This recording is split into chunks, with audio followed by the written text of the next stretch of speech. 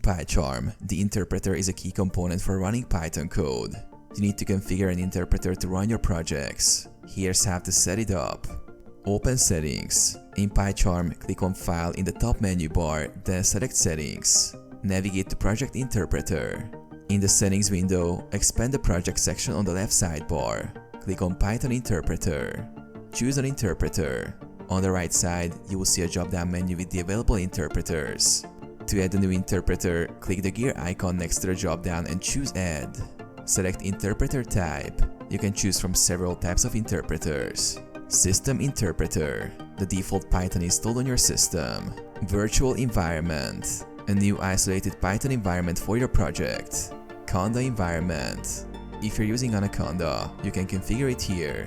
Docker Interpreter. For running code in Docker containers. Apply changes. After selecting the interpreter, click OK to apply the changes. PyCharm will use this interpreter to run your Python scripts.